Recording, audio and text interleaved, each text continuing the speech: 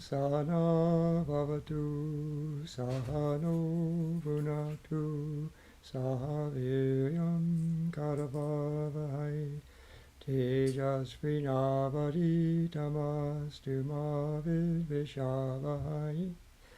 Om Shanti Shanti Shanti. May Brahman protect us. May he guide us and give us strength and right understanding. May love and harmony be with us all. Om peace, peace, peace. And good evening. This is our first regular class after our summer break.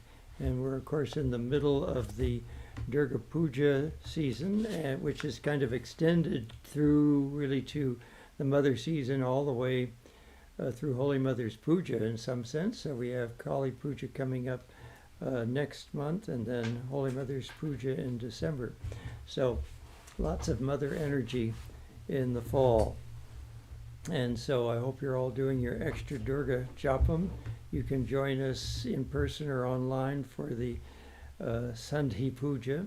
Sandhi is S-A-N-D-H-I, meaning the conjunction between two different days in the calendar.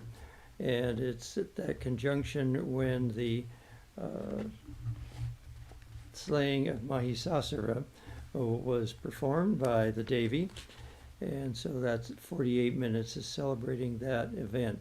So you can feel as we chant Jai Shri Durga that she is conquering your inner demons of restlessness during that period.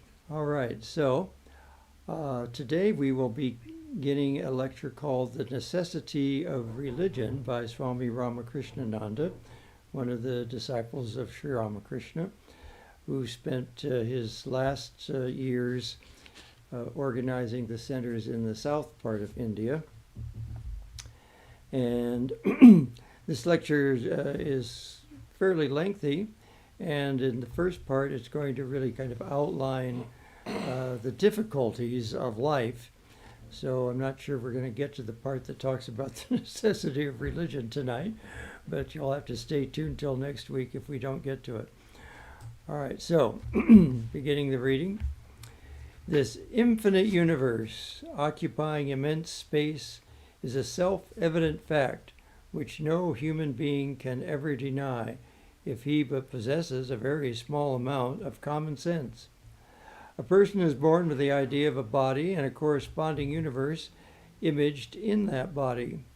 Once upon a time, a great Western philosopher, and he's talking about Descartes, doubted the existence of the universe as well as the existence of his mirror-like organism, in which alone the world gets reflected and thus becomes perceptible, and but for which a person can have no power to know anything about it. Nay, even it would have been as though it had not existed at all for him. But although he doubted anything and everything, he could not doubt the doubter. That someone was doubting all this while, this fact he could not doubt or deny. And so at last he was compelled to give out his celebrated sentiment in the saying, "I think, therefore I am." For doubting is but another name for thinking. Thus establishing the validity of his own existence, he had to establish the reality of every other thing. For if his existence was a reality, why should not the existence of other people and other things be similarly a reality? Thus, even skepticism at last landed him on the terra firma of stubborn and immovable faith, established upon the adamantine rock of truth. So we see that the wise and the ignorant alike have to believe that human beings and his universe are self-evident realities. Of course, that's speaking from the standpoint not of Advaita that would say that there are that there's an element of some sort of level of unreality mixed in there. As the world and the man that perceives and enjoys it are both realities, It is but natural that a man should enjoy the world as much as he can, enjoyment being the one principal passion of all human beings, and therefore how to enjoy the world most should naturally be the one subject for the deep and exclusive consideration of most of the good and intelligent people. Thus, almost all the people of the world have been devoting the whole of their time in making a heaven of this earth, by endeavoring to minimize its misery and enhance its pleasures. The mollusk-like, soft, pulpy, fragile, and altogether lonely child of a person is ushered into the inclement worldly atmosphere, which begins to pinch it on all sides as soon as it comes out of the soft, warm womb of its mother. The weeping image of God is lulled to rest and enjoyment by the intensely eager maternal care and love, as well as by the fond and fervid attachment of a loving father, and by the helping hands of many willing relatives and friends. Thus, although it comes in contact with a nature that tries to cast it out of her dominion as soon as she meets it, it is saved from such a misfortune by another and a higher nature in the shape of love, which is ready to sacrifice all her comforts, nay, even her own self, for the sake of that innocent and helpless being.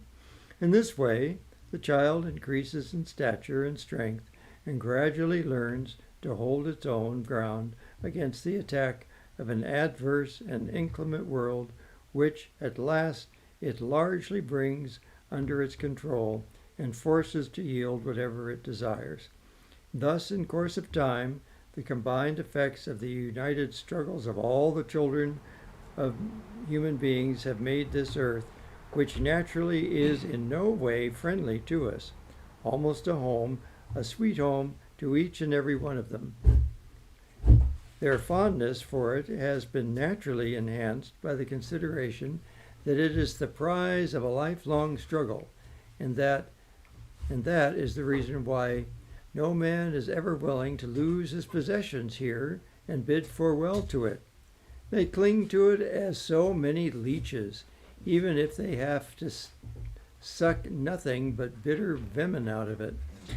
Men rotting under abject poverty, the half-starved and famine-stricken, the loathsome lepers, the elephant-legged, destined to carry all life a hateful weight more heavy than they can properly bear, the blind, the decrepit, and the tottering old will bear all these miseries with alacrity rather than make their escape by spurning such an infernal life. The scientists, with their newly invented arts, are engaged in beautifying this earth, in forcing her to yield all those things which are calculated to contribute to human luxury and comfort, in making accessible to her what has been inaccessible, in discovering daily some new truths with which to get some fresh advantages over her. And by all these means they hope to make her their permanent abode, which may vie with or even surpass heaven itself. I should probably go back and just make a little comment about reality and unreality. Yeah, many staunch Advaitists would argue that the world is unreal, and they're not going to shake from that position. But when you read things carefully, even Shankara says it's a mixture of reality and unreality. And so my favorite example is, well, there are a couple of good examples. The dream world is one.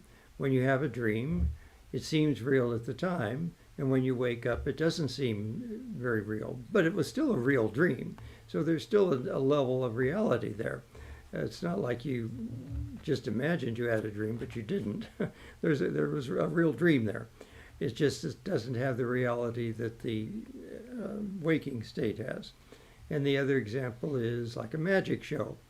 The magician makes you think something is happening that's not happening, but there's still a magician, and he's got all his stuff, paraphernalia on the stage, and he's acting out a bunch of stuff, and he's doing all sorts of things.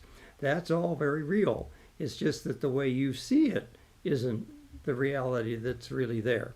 And so that's really the nature of this world, in my opinion, that as Swami Atmavidyananda said, Brahman alone is real and everything is Brahman. There isn't anything else. So everything you see really is Brahman. It's just that you don't see it that way. And so it's your vision of it that's not correct.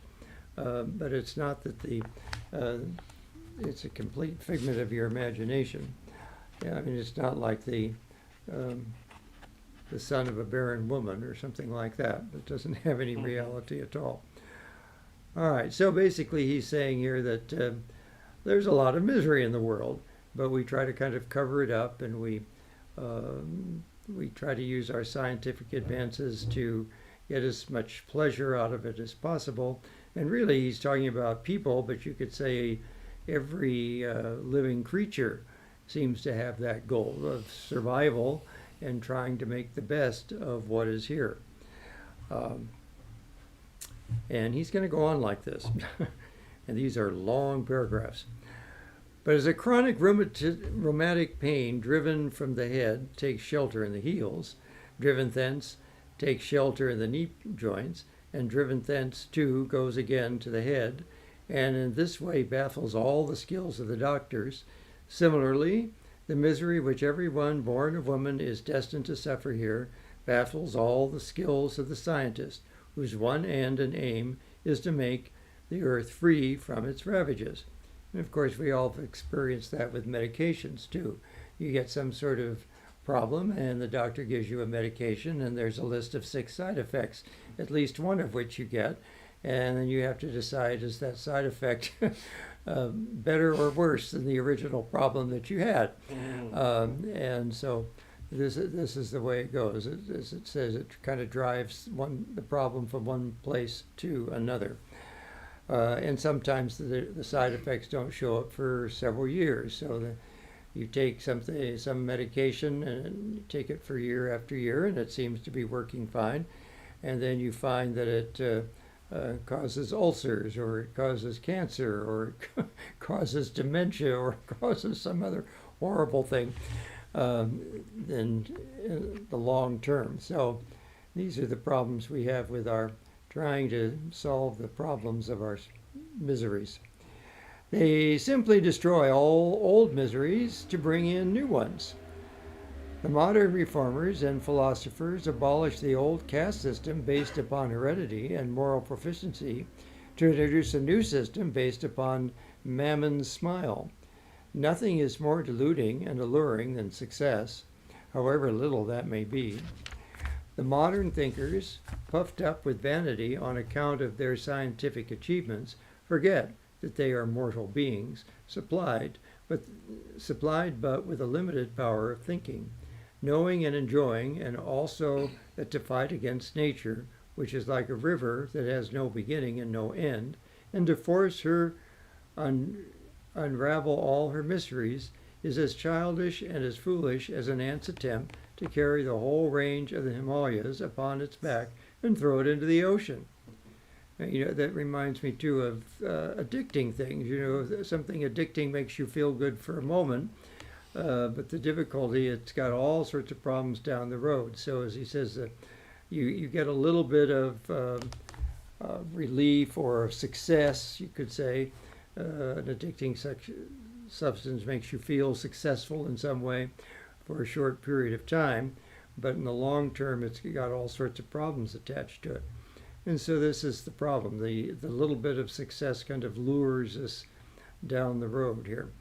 The modernist thinks himself much more powerful than his rustic forefathers, but he overlooks one important fact, that the senses of whose service he has laid his entire life were obedient servants to most of them.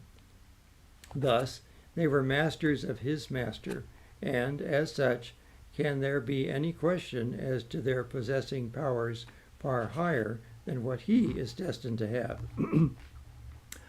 I am not telling that they were perfect and that they had not to suffer all those miseries that we have to suffer now, and even more, but they were more strong than ourselves to fight and conquer those miseries. is a fact which we cannot deny when we consider the intensity of their mental strength, which rose above all carnal appetites and passions. I think he must be talking about ancient rishis and seers and meditators, not just the run-of-the-mill person. They had to endure heavier downpours of earthly difficulties, but fortunately they were supplied with a thick coating to protect themselves against such inclemencies. Whereas although downpours may not be so severe now, we have grown so very delicate in our artificial means to protect ourselves, as yet so very imperfect that it has almost become impossible for us not to succumb to them. Modern civilization has invented thousands of luxuries for us, and these luxuries only serve to make us more and more delicate, and consequently more and more weak, and weakness gives free access to all sorts of miseries, which tyrannize over us. When we consider all these points, can we assert that we are more fortunate than they? Whatever that be, let us return to our subject. Yeah, of course, we have such great climate control now, and so now you get people whose temperature tolerance is about 4 degrees, it's below 70 or above 76, and it's like, it's too hot or it's too cold. I try living outside.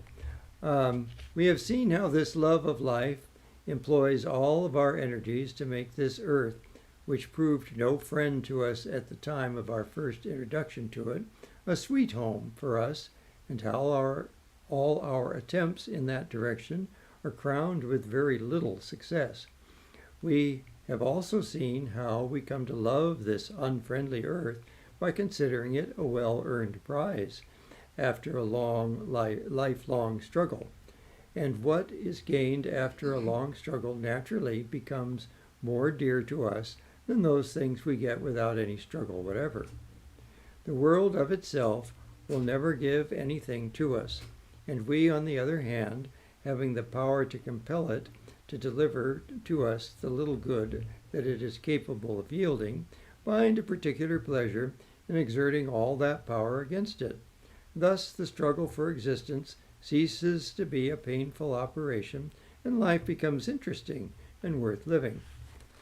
As a wrestler finds always a peculiar pleasure in struggling with a man who is equally powerful, similarly, every man being a born wrestler, as it were, finds a peculiar pleasure in fighting against his environments, which are not always friendly to him. This shows that he is a master of nature. He cannot suffer another to disobey or overrule him, and whoever disobeys must consequently expect opposition from him. This opposition will last as long as the one or the other does not yield. But generally, who yields in this struggle between man and his surroundings?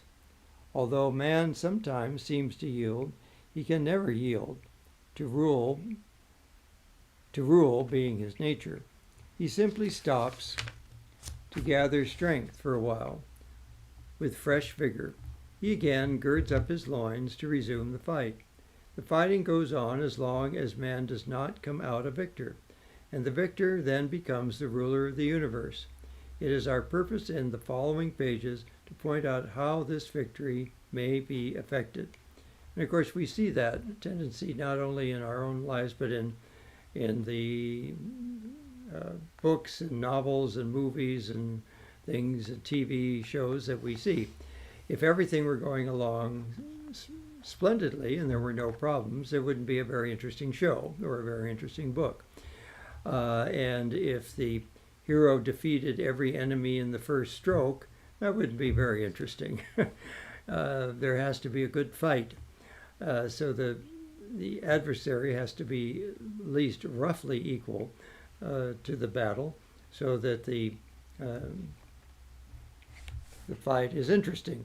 And if you played a game that was so trivial that you won every time, that's not very interesting either.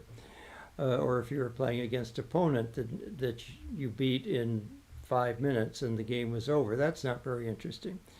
So people didn't like to play me at chess because I lost instantly. I was never very good at chess for some reason. All right, so if we consider time, we can never imagine either its beginning or its end. Such is also the case with space, which is limitless. Our naked eye sees a limited number of stars every night in the azure vault of heaven. The number of stars, when seen through an ordinary telescope, becomes tenfold, and a more powerful telescope increases the number 100-fold. The stronger the telescope, the greater the number of stars seen through it. And of course, we've seen that multiplied again and again, even over what he would have known about. Hubble saw hundreds of galaxies that looked like empty spot of space, and then the James Webb Telescope has seen thousands of galaxies beyond the one that Hubble could see. And so his point is well taken, the stronger the telescope. However, there is a limit to space because of the expansion of everything in the space we see. There's a limit to what you can see. So in that sense, there's a limit to space. It's just so far out there, it doesn't seem like there's a limit. Still, there are stars whose rays have not yet reached us. This the scientists have discovered by their own observations. Sometimes in the telescopic universe, the astronomer suddenly discovers the appearance of a new star. He explains it in this way.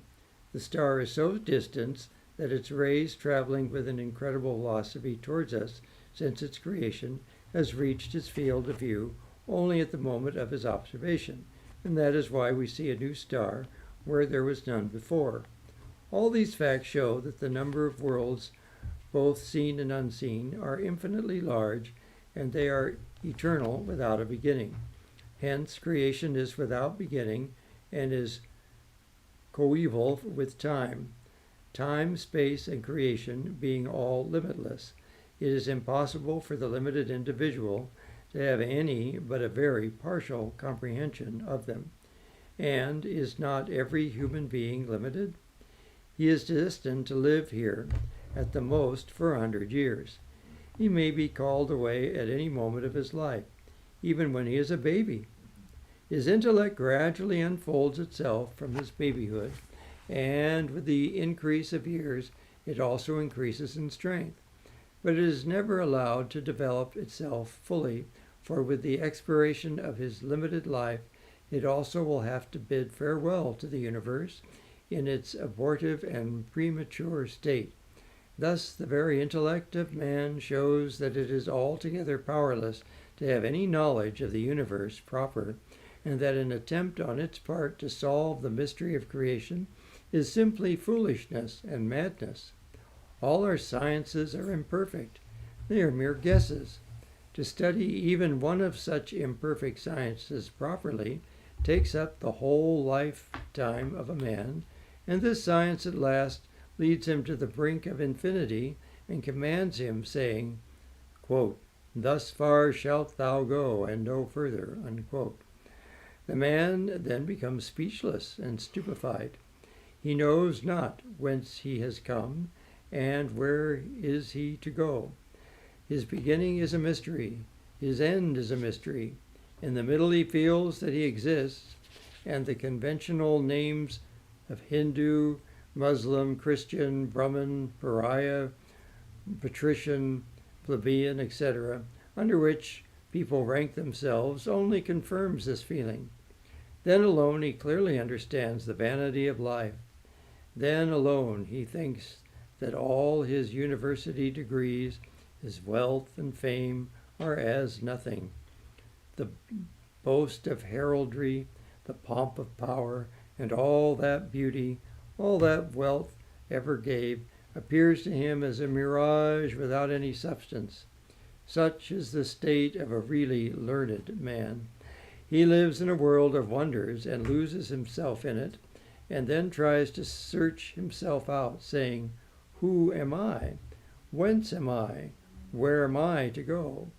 Thus, a person is apprised of his new real situation. At this stage of life begins a new religious life. Let us leave him here and study the life of the men of the world.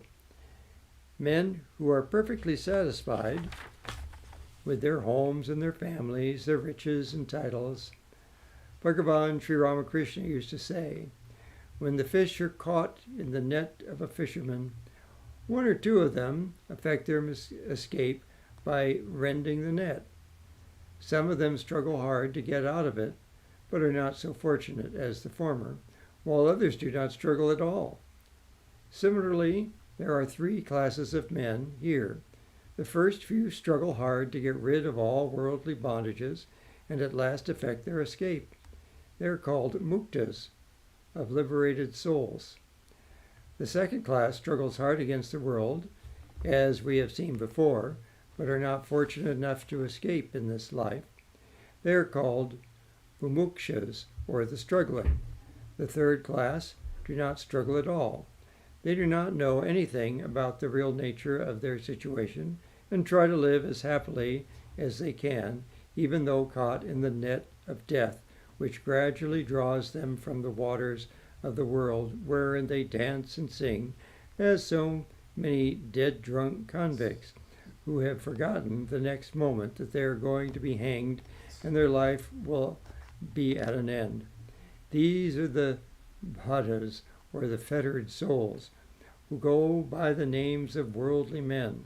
The worldly man is a seeing, hearing, feeling, smelling, and tasting being, and he always wants to see beautiful things, to hear the sweet melody of soft music, to feel and enjoy warm and soft embraces of loving friends, to smell fresh blown and dewy flowers of all climes and ages, and taste the riches and most delicious viands which art has spared no pains to make, alluring even to the gods. Science and art are his best friends in procuring a considerable portion of all these necessities of his life, which makes him forgetful of everything else. He employs every moment of his life in the pursuit of all these sensual pleasures. That is the one occupation of his life which he falsely deemed to be endless and permanent.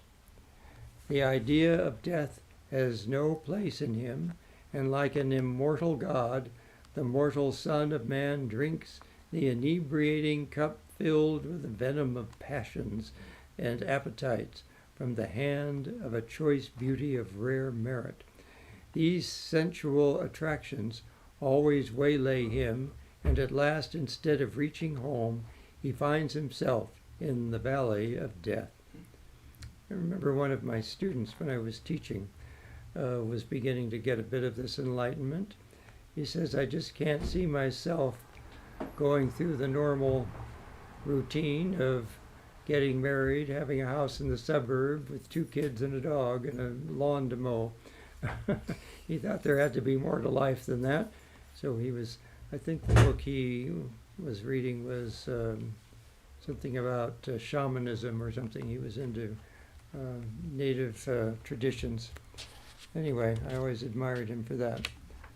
But unfortunately, I lost touch with him. Don't know what happened to him. Attractions are always misleading. They always make us forgetful of our duties. The boy hurriedly takes his meal, dresses himself, and takes his necessary books and runs to his school to reach there in time. He hopes to get a prize for his regular and timely attendance at the end of the year, and is very happy with the idea. He is halfway between his home and school, and there he finds that a large concourse of people has gathered together, and each and every one of them is intent upon hearing a sweet melody coming out from the midst of the crowd, poured forth from the throat of a musician of exceptional merit.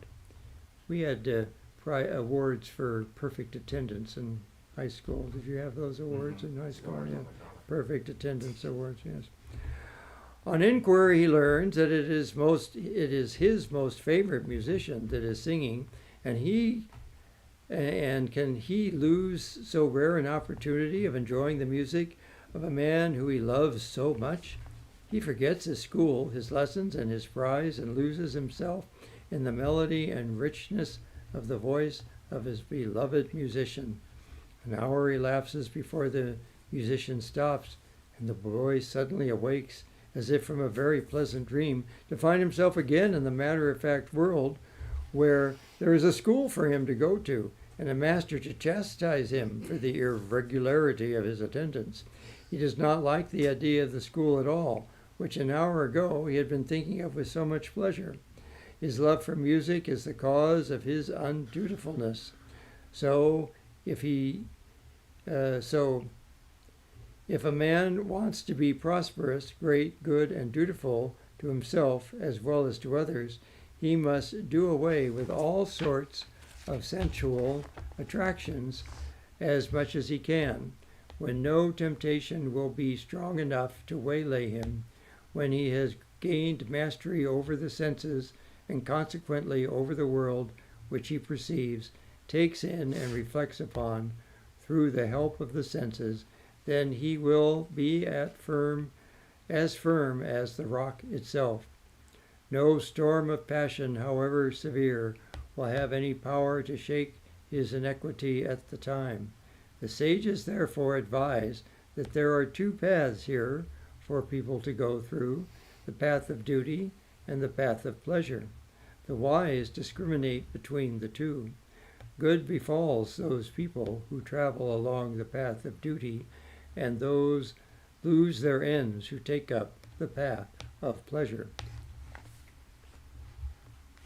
The man of the world, whose highest ideal is sensual enjoyment, does not get that enjoyment very often here.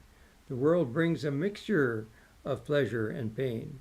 Moreover, all pleasures make him forgetful of the real nature of his circumstances, with which he is surrounded. He leads a very reckless and immoral life. Any good things which he does, which does not belong to him, simply on account of his being good and attractive, is sure to draw his whole soul, and if an opportunity offers itself, he will feel no scruples to appropriate it to himself. If the world were composed only of such people, then there would have been no law, no morality, no goodness, and consequently no happiness here at all. Thieves and robbers, the wicked and the profligate, the treacherous and the lewd would have made this earth of ours a den of misery. But fortunately, there is another class of people who, although they think this world is to be their home, have goodness enough to enjoy it peacefully in company with others. They honor others' rights to live here and enjoy it as much as their own. They can feel for others, unlike the former, who simply blinded by the gnawing passions that are constantly eating into their hearts. Sympathy and love for others cannot make them wholly blind and inconsiderate as to the necessities and requirements of their fellow men. And of course, he started out with that right at the beginning, how the parents of a little child are very self-sacrificing through their love for the child. And so that love that parents have for the child extends for other people to, some people don't even have it for their kids. It's a sad story that so many kids are born that are just abandoned. The parents just don't want to bother. They don't want to bother taking care of the kids. So they just give them up, or they leave them on a doorstep or something, or they throw them in a trash bin. It's just awful. But most people have some sort of sense of that, and hopefully that sense of love for others extends eventually to wider and wider circles. The sort of universalist philosopher Ken Wilber talked about how the more religious and developed a civilization is, depends on their circle of care and compassion. And it grows first from the immediate family, and then it goes to the tribe, then it goes to the the city or the state or the country, and eventually it has to go to the entire global community.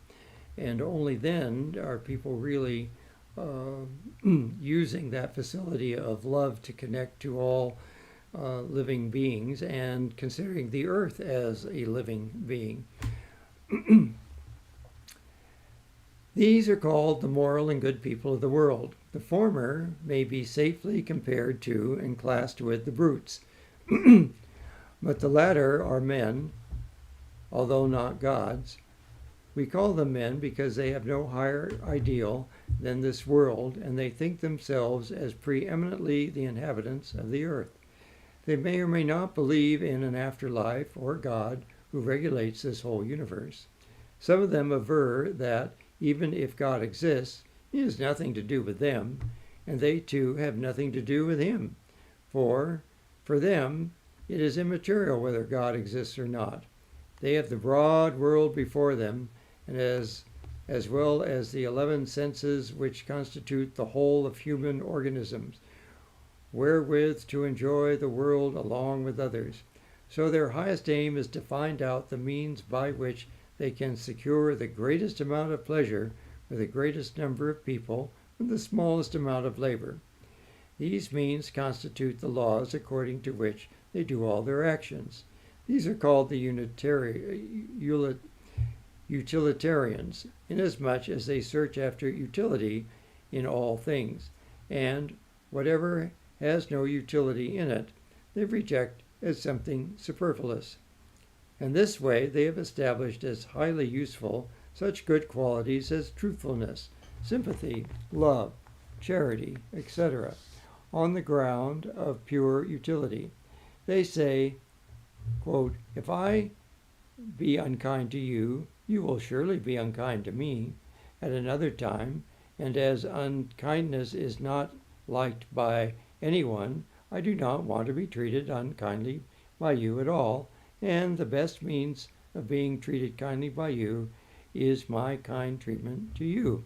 No one wants to be cheated, but if I cheat you or play false with you, you are sure to treat me in the same manner.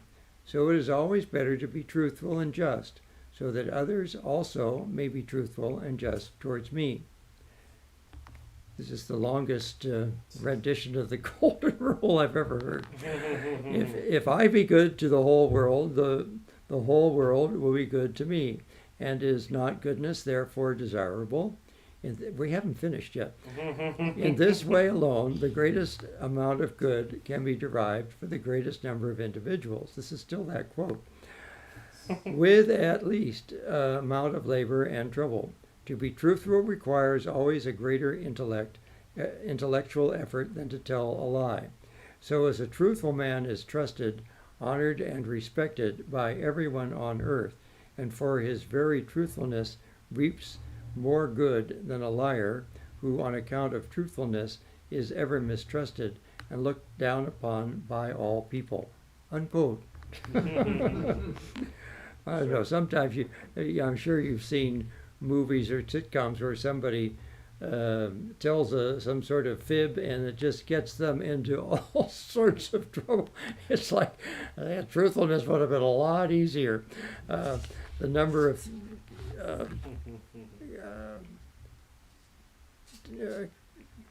contortions they have to go through to try to cover up the lie that they made originally is unbelievable. And of course, it makes for great humorous drama sometimes.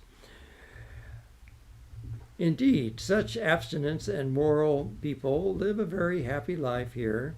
That is, enjoy as much of happiness as can be enjoyed in this world, which, after proper analysis, can never be called a home of bliss, but rather a den of misery. For as long as our wives, homes, and children, relatives, and properties, etc., make us forget that, after all, we are destined to live here for a limited number of years, nay, for a few months, or days, or hours, or minutes even, for who knows when death may call us, so long we can enjoy this life and regard the enjoyments of the world as real enjoyments. And of course, it's also necessary for these people to realize that just more and more pleasure really isn't the answer. It's the sharingness and the lovingness that you show towards others is really where the joy is. It's not in the amount of pleasures that you get out of it. It's not out of the the physical enjoyments or having more of this or more of that, or even giving more of this or that to other people, but it's in the loving and sharingness of it. People can be very happy with very little. We look at primitive societies that live with very simple things, and a lot of them are very happy. And it's because they live in community and share with each other. And they don't have to have a TV in every room and 3 cars in the garage and 3 homes and so forth. So the number of physical objects that you own is not a sign of enjoyments, really. All right, but when we are under the constant apprehension of heartless death, and of which, regardless of our intense desire to enjoy the world, snatches us away from whatever we hold most dear, then life, instead of being regarded as a source of all happiness, appears to us as a mirage, which promises to cool down our thirst and gives us the sweet, much longed for refreshment, but always proves false. Here perhaps a utilitarian friend of mine may step forward to say, yes, death is a certainty, and it is inevitable, but it is not equally a certainty that we live and that we have the full, is it not equally a certainty that we live and that we have the full right and capacity to enjoy this world? What is the use of getting scared at the thought of death, since it is sure and inevitable? Strike the iron while it is hot, enjoy life while you have it, and never foolishly frighten yourself about what may take place in the future. Even Jesus says, think not of the morrow, let the morrow take care of itself. There's a misreading of that one. This shows that we should not waste our time in thinking about the future. Enjoy, O ye friends, enjoy, and allow others also to enjoy, so that they may also allow us to enjoy. This is the highest philosophy. There can be no better path for a human being to follow. And again, you look at children in simple environments, and they have all sorts of games that they can play with very little stuff around. They don't need the latest iPad and the latest game and a big computer screen to have fun. They have all sorts of games that they can enjoy with very simple things. So again, this idea of having more and more stuff, of the more complicated things, as though that's going to bring more happiness, it's just an illusion. And of course, advertisements are very good at projecting this kind of illusion. As the Christmas season approaches, there'll be more and more commercials that tell you how you have to have that new car. You just don't feel like a real human being if you don't have the latest bright car that costs a fortune so that you can show off. Or the biggest TV screen, it's got to be at least twice as big as the one you've got now. So all of these things, or the latest fast game or whatever it is. All of these things are advertised to us.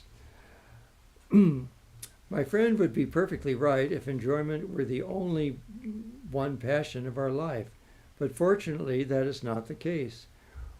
Were it be the case, what difference would there be between a man and an animal? An animal knows nothing more than eating and drinking, and if a man also does not know anything more than that, there would virtually be no difference between himself and an animal. But this is not actually so. Man is far higher than an animal inasmuch as he possesses a mind and an intellect, which always craves after knowledge. Man cannot rest satisfied with pleasure only, but there is another innate tendency of his mind that always leads him to search after the truth of things. This is known as his hunger after knowledge. This distinguishes him from an animal and raises him up to the level of a god.